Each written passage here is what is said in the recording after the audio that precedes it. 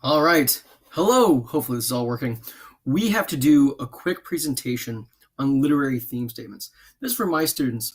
While I'm gone, or if you ever need help when I'm not around, you're at home, something like that, in writing a theme statement, figuring out how to gather evidence and how to brainstorm a theme statement for a piece of literature. Now, this is a real introductory level thing. Hopefully it's review for us, but we'll see what's going on here. Now, first, let's review what a theme is. In literary studies, a theme is a message in a literary work from the author. All right, it's something the author's trying to communicate to the audience. Often, authors are exploring these ideas. That's actually why they do the writing in the first place. Now, a theme contains what we like to call a universal human truth. I'm going to come back to that in a slide or two. We'll talk about it more. Now, a work can have, and usually does have, more than one theme. Novels will have many themes. Short stories will have a handful. Now, a theme is not the same thing as a moral. We're going to come back to that in a moment. It's very different things. A theme is not plot specific. This cannot be emphasized enough. If you say a theme is when the character does whatever they do, you are wrong. That is not true. Themes exist outside of stories. Stories explore themes, not the other way around. Now, a theme is not a single word or even a couple of words. They're fully fleshed out thoughts and ideas. So we got to be really careful with that stuff. Now, themes are neat and they're fun, I think, and they give literature more depth and more meaning.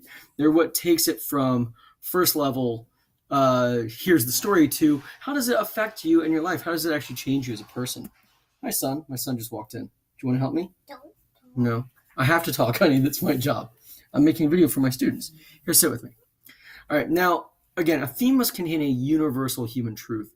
This is a statement or an idea that is true to the human condition of what it is to be a human being. Every single person who has ever lived on this planet or will ever live on this planet, any country, any culture, any civilization, gender, race, sexual preference, however you want to qualify it, they should be able to relate to this. Themes are universal for human beings, all right? That does not mean, though, that it's something so specific. Like if you said the theme was very specifically about being an adolescent, that's something everyone can relate to. Everyone goes through puberty and adolescence. That works out just fine. But if you said it's about being one of my students at a high school I teach at 10:45 in the morning, very few people can possibly relate to that. So these are bigger ideas. Growing up in the desert is too specific. Growing up in the Antarctic or Scandinavia, that's too specific. Having a missing limb, that's a little too specific. Most people are not missing a limb. But being a frustrated teen in a small town that you feel limits you, that is a universal truth. This thing everyone can relate to very easily. So, universal human truth. We're looking at love, parenthood, things that even if you, as a teenager, you're not parents yet and you haven't been married or divorced or anything like that yet, these are things you understand as existing in your world and in your community and eventually in your life, hopefully only the good parts, of course. Now, thematic topics. I know this is a giant slide. I'm going to go through it as simply as possible. People often use a single word when they're asked about a theme. They watch a movie, they read a book, they say, oh, there's a strong theme of death in it. This is wrong. Anyone who says that is wrong. That is a topic. It's a thematic topic. It's a topic suitable for a theme, but still a topic. A theme is a much bigger thing than that.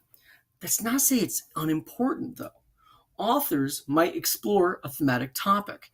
By the end of it, they end up with a full-fleshed theme that the author intends for the reader to figure out. Readers have to figure out the themes. Writers pretty much never come out and state exactly what it is. Now, thematic topics are important for us to talk about. They are big, intellectual, emotional, philosophic, non-tangible things. A topic is something that cannot be seen or photographed. It's not something you can hold or draw exactly. You can represent them in a picture, right? No one can take a photograph of love or of war. We can take pictures that illustrate some version of that idea or the result of it. I can have a Valentine's heart. I can take a photo of a battlefield at the end of the battle. I'm haunted by the images I've seen in World War I when I was in college. But those aren't pictures of love or of war. Those are paper hearts. Those are torn up fields with blood all over them. That isn't war as a concept. It's an illustration of it. So thematic topics are all those things that we understand, we have a hard time fully explaining. Love, war, hate, loyalty, tradition, friendship, success, parenthood, art, beauty, ugliness, greed, generosity, gratitude.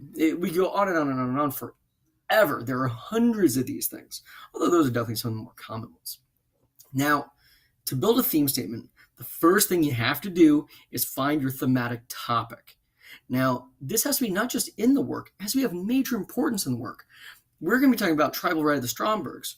Tribal Right of the Strombergs definitely does talk about death. There's a lot of death in the story. I don't think the story is about death. It's just there. So we got to be really careful in selecting our thematic topics. All right, so come up with your list of thematic topics. Once you've picked one that you feel really has a lot to say, then we have something good going on. So you have the topic. You think the story is about a particular big idea that's present in the piece. Great. Now you have to figure out, what is the story saying about that idea? Now, we have to go beyond good and bad, not just war is bad, love's good. That's not very helpful. A theme must be something that is not self-evident, which is to say completely obvious. However, it must also be something that feels true, or at least largely true for the vast majority of people or majority of situations. That's a tough combination to find, but it's very much doable. The reveal, the theme's punch, will be found in what happens, particularly towards the end of, well, pretty much any story. Another hint on this, look at the conflicts. There's certain things in life that are unavoidable, death being a good example. Everyone eventually will die. But the conflict in the story, how they approach their death, what causes it, that could be a lot more interesting. Or something like what keeps them from doing the thing they're supposed to do. That's going to be really important for the story we're discussing, Tribal Right of the Strombergs by Simon Rich. But in any story, what keeps the hero from doing what they want to do? That's going to be a big giveaway. So again, war is bad, not a reveal. War destroys whatever it was started to protect. That's suddenly much more interesting. It is bad. That's a negative thing. But the idea that I'm defending something, and in the process of defending it, through the act of war, I have destroyed the thing I loved, that's much more interesting. So, what does the story reveal about your topic? Now, here's a problem. Students often confuse morals for themes. They're very closely related, absolutely, but they're still not the same thing. Both of them are messages that audiences take from stories. Morals, however, are instructive. They tell you what to do. Don't steal. Be nice to your parents. Be loyal, things like that. They're instructions on how to live a good life. That's why we read them to children, to help children not grow up to be monsters. Because children are, kind of selfish and terrible in a lot of ways. Don't tell my kids I said that. My kid just walked out of the room, so I can say it now. We have to teach them how to be good, and those stories do that. Themes, on the other hand, do not instruct. They just point out something that is true, and then they trust the audience to think it over and decide what to do for themselves. Morals are for children because kids, frankly, are kind of dumb and they need help knowing how to think. Themes are for adults who don't want to be told what to do, but still need wisdom because life is hard and confusing, and frankly, it often feels lonely. Now, here's a big one. Plot specific is not universal. Here's what that means. If I end up talking about the plot, I have not been true to the universal human experience. As a result, themes are never plot specific. The story is about the theme is not about the story. Instead, the story proves this theme statement to be true. We use the story as evidence to prove our argument that this is a true thing the author is suggesting. Okay? The idea, the message is valid. Now, if your theme statement reveal even references directly anything that happens in the story, you're going down the wrong road. If I were to say the story is about death, and this is revealed when Bobby, volunteers at the hospital and sees an old man die. No, that's plot specific. We're way away from what we need to do here. Now, here's a quick thought, though. We're in Theme Statement 101. As you go through your senior studies, you're as an upperclassman, as you go into college, there'll be more advanced versions of how to talk about theme that would play around with this, that would kind of look at theme in a more plot-specific fashion. But that's way advanced stuff that we're not going to worry about today. Let's just ignore that for the moment. Now, here's the thing I gave all of you. This is my Mad Libs theme statement. Again, it's 101. This is first stages. You shouldn't write like this for the rest of your life.